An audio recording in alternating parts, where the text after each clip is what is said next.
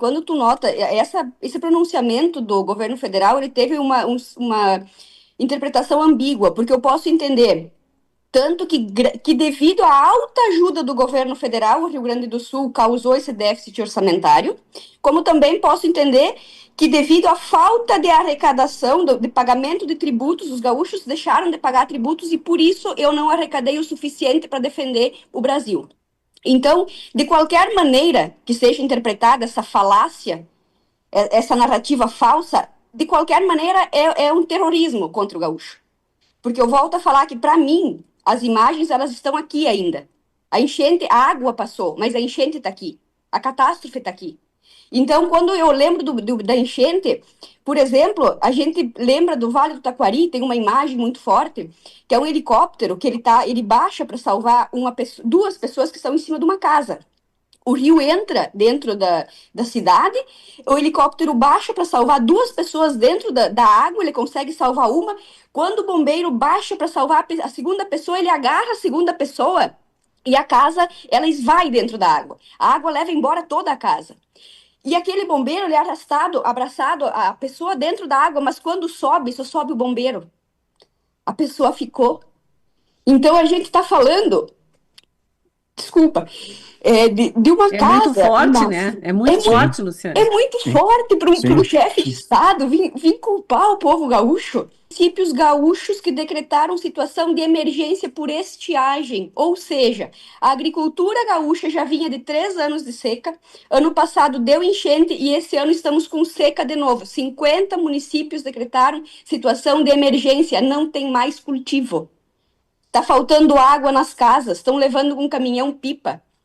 O Me que isso explica a significa? situação da tua plantação de soja, que me impressionou muito. A nossa plantação de soja, nós estamos aqui na zona sul do estado. O programa de ontem era de Santa Rosa. Eu moro em Tapes. É bem na zona sul onde ocorreu as enchentes no ano passado, na Costa Doce. Eu estou a poucos quilômetros de Eldorado do Sul. A gente foi, enfim, voluntário em tudo isso e participou de tudo isso. Então, a chuva nos atingiu ano passado e esse ano nós temos seca, inclusive aqui na Costa Doce. O que isso significa? A minha soja tinha que estar batendo na minha cintura, em torno de 50, 60 centímetros de altura. Ela tem 10 centímetros, ela está um toquinho alto assim. Ela não produziu nada. Quando falta água, a planta não cresce. Logo, o grão não se forma, a comida não chega no seu estágio final.